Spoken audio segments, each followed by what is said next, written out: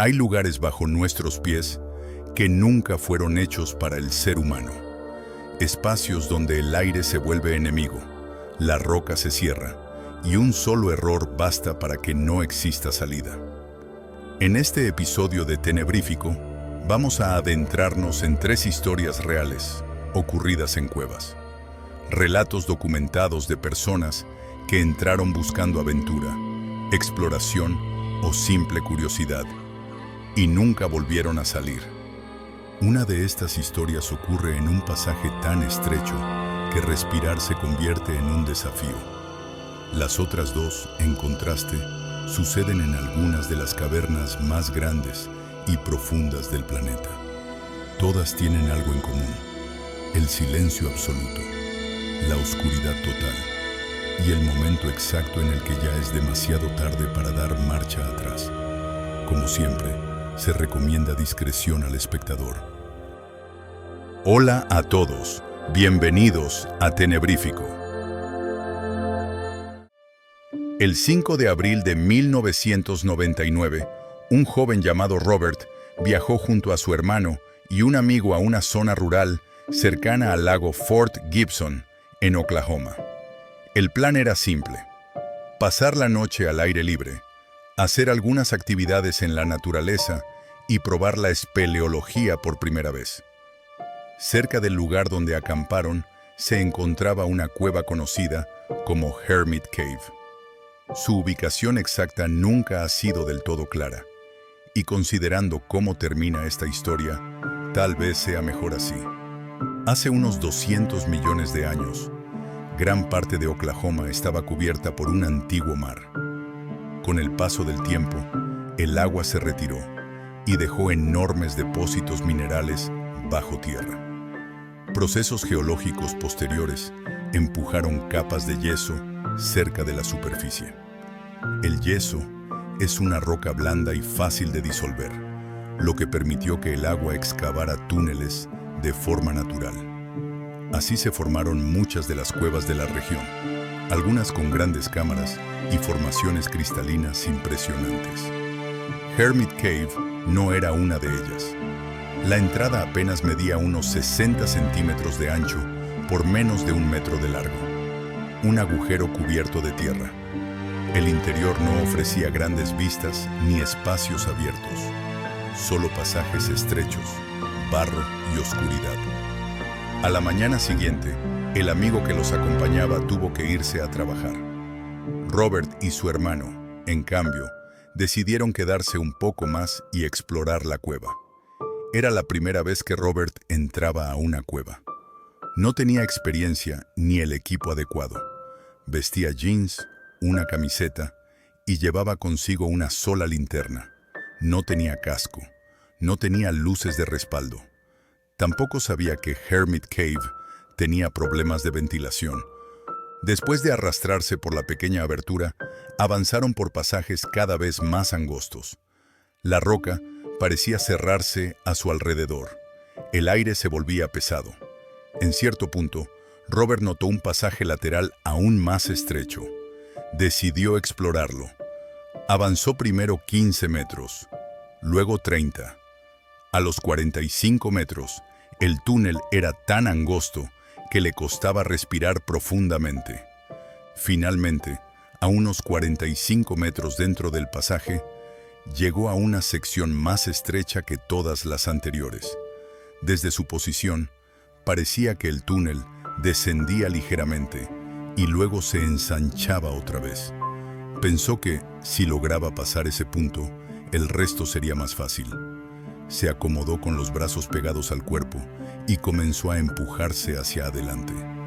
La roca lo apretaba por ambos lados. Cada centímetro requería esfuerzo, hasta que se detuvo. Robert quedó completamente atascado. No podía avanzar, no podía retroceder. El ángulo del túnel y la posición de sus brazos le impedían hacer fuerza suficiente para liberarse. Lo peor era su postura. Su rostro quedó a pocos centímetros del suelo, cubierto de barro húmedo. Intentó moverse, intentó empujarse hacia atrás. Nada funcionó. Su hermano trató de ayudarlo, pero no podía alcanzarlo bien, ni tenía espacio para tirar con fuerza. Después de varios intentos fallidos, se hizo evidente que no había forma de sacarlo de allí sin ayuda externa. Sin opciones, el hermano salió de la cueva para buscar ayuda, dejando a Robert solo, atrapado boca abajo en la oscuridad. Equipos de rescate y paramédicos llegaron poco después. Para poder trabajar dentro de la cueva, tuvieron que bombear aire fresco hacia el interior debido a la mala calidad del aire.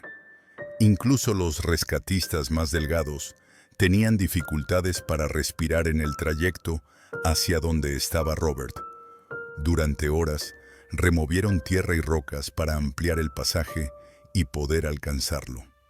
Finalmente, alrededor de las 3 de la tarde, casi 5 horas después de que Robert quedara atrapado, lograron llegar hasta él. Ya era demasiado tarde. Robert había muerto. Su rostro estaba hundido en el barro. Los primeros reportes indicaron que murió por asfixia. Nunca se pudo determinar con certeza si perdió el conocimiento por la falta de oxígeno o si, simplemente, ya no tuvo fuerzas para mantener su cabeza fuera del lodo. Su cuerpo fue recuperado poco después.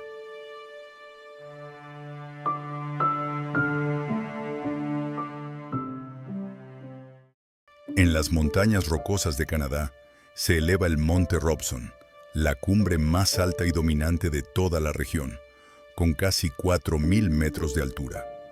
A pocos kilómetros al este se encuentra otra montaña mucho menos imponente, llamada Trio Mountain. Pero lo verdaderamente extraordinario no está en su cima, sino en su interior. A varios miles de metros sobre el nivel del mar, escondida en una de las laderas de Trio Mountain, se abre la entrada de Arctomis Cave, la segunda cueva más profunda de Canadá y una de las más profundas del planeta. Con una profundidad de más de 500 metros, es un lugar tan impresionante como peligroso. Llegar hasta allí no es sencillo. Desde la carretera más cercana, la Yellowhead Highway, se requiere una caminata de unos 20 kilómetros, atravesando bosques, pendientes y terreno montañoso. El trayecto suele tomar varios días. La alternativa es el helicóptero, rápido pero costoso, y aún así, alcanzar la entrada es solo el comienzo. Arctomis es famosa por una sección conocida como The Endless Climb, una serie de descensos casi verticales dentro de la cueva. En muchos tramos, los exploradores deben rapelar por paredes internas cubiertas de agua helada proveniente de glaciares y deshielos. El frío es constante. La humedad lo invade todo. El 17 de octubre de 1991, 4 hombres se prepararon para una expedición dentro de Arctomis Cave. Rick Black, Chris Zimmerman, Hugo Mulick y Ron Lascelles. Rick, Chris y Hugo trabajaban como guardabosques estacionales en el Parque Provincial Mount Robson. Los 4 eran espeleólogos experimentados. Ese día, un helicóptero los dejó cerca de la entrada de la cueva. Montaron un campamento base y luego se dividieron en 2 grupos. Rick y Chris entraron primero. Horas después, Hugo y Ron los siguieron. El plan era reunirse más adelante, a mayor profundidad. Avanzaron durante horas, descendiendo cada vez más en la montaña. Cerca de las 11:30 de la noche, alcanzaron una profundidad aproximada de 400 metros. Allí se encontraba un pozo vertical conocido como The Refresher. No era el descenso más largo de la cueva, apenas unos 9 metros, pero tenía un detalle que lo hacía especialmente peligroso. Un potente chorro de agua helada caía directamente sobre el punto por donde debían bajar. Era casi imposible atravesarlo sin empaparse por completo. Uno por uno, comenzaron a descender. Cuando llegó el turno de Rick, aseguró la cuerda, hizo una última revisión de seguridad y avanzó lentamente por una cornisa. En el momento en que la cuerda soportó todo su peso, De repente, quedó floja. El punto de anclaje no era roca sólida. La roca se desprendió y cayó directamente sobre él. Rick fue aplastado en la zona de la pelvis y quedó inconsciente. Sus compañeros corrieron hacia él de inmediato. Para su alivio, Rick aún respiraba, pero el dolor era evidente. Tenía dificultad para hablar. Sus heridas eran graves. No había duda de que no podría salir por sus propios medios. Intentaron moverlo, pero apenas lograron desplazarlo unos centímetros antes de que Rick gritara de dolor. Sin una camilla adecuada, sacarlo de allí era imposible. Tenían dos opciones: quedarse todos y esperar ayuda, o dividirse. Chris decidió quedarse con Rick. Hugo y Ron salieron de la cueva en busca de auxilio. Salir de Arctomis no era solo escalar hacia arriba. Una vez fuera, aún debían caminar durante horas hasta llegar a la carretera más cercana. Además, su radio de emergencia no funcionaba. Tardaron casi 5 horas solo en salir de la cueva. Cuando finalmente alcanzaron la carretera y lograron pedir ayuda, habían pasado más de 14 horas desde que dejaron a Rick y Chris atrás. Mientras tanto, dentro de la cueva, Chris hacía todo lo posible por mantener a Rick con vida. Las temperaturas eran gélidas. La oscuridad era total. Para conservar la batería de sus linternas, apagaron las luces. Permanecieron en silencio, escuchando el agua caer a su alrededor, temblando sin parar. A la mañana siguiente, las autoridades canadienses iniciaron un operativo de rescate sin precedentes. Equipos especializados fueron trasladados desde distintos puntos del país. Helicópteros transportaron rescatistas y suministros hasta la montaña. Pero Rick y Chris no sabían nada de eso. Después de más de 30 horas, el frío comenzó a vencerlos. Chris, que no estaba herido, también mostraba signos graves de hipotermia. Rick lo miró y le dijo que debía irse. Si se quedaban los dos, morirían. Chris se negó al principio, pero Rick insistió. Finalmente, con dificultad, Chris emprendió el ascenso solo. Horas después, vio luces acercándose en la distancia. Eran los rescatistas. Chris logró salir con vida y fue trasladado en helicóptero a un hospital. Rick no tuvo la misma suerte. Los equipos llegaron hasta él poco después. Había muerto. La autopsia confirmó que las lesiones internas provocadas por la roca eran incompatibles con la vida. Incluso con atención médica inmediata, no habría sobrevivido. El rescate de Arctomis Cave se convirtió en el más grande y complejo en la historia de Canadá.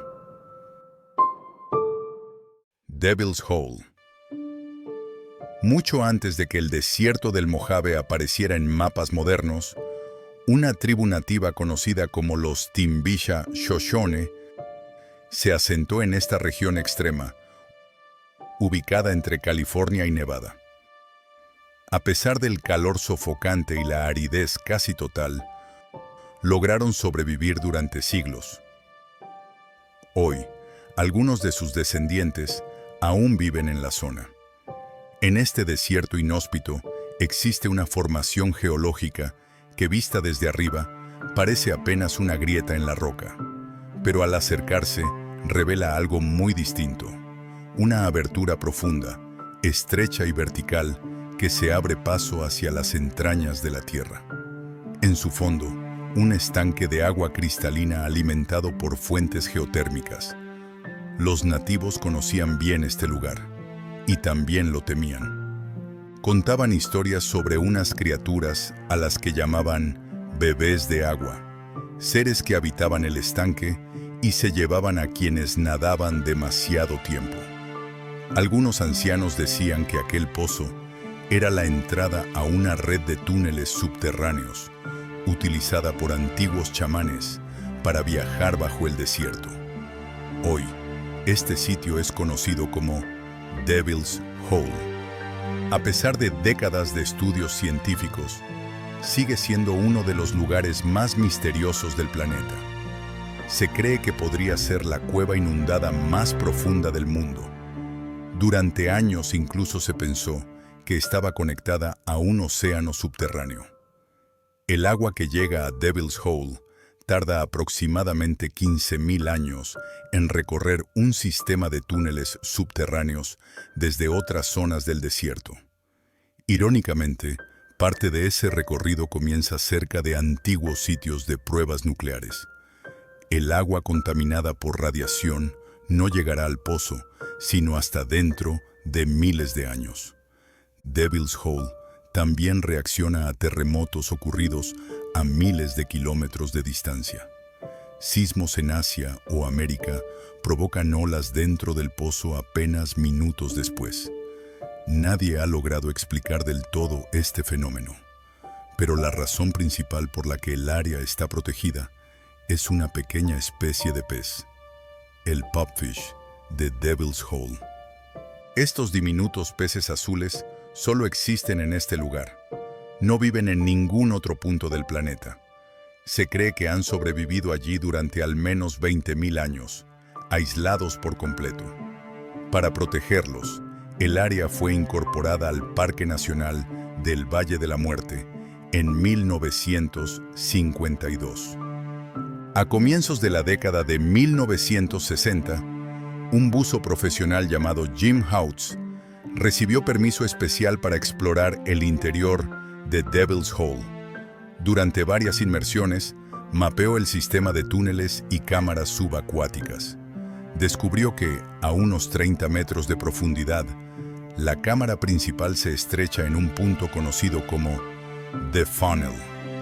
Más allá se abre una enorme cavidad llamada Acris Chasm, de cientos de metros de largo, con túneles verticales que conducen a bolsas de aire cercanas a la superficie.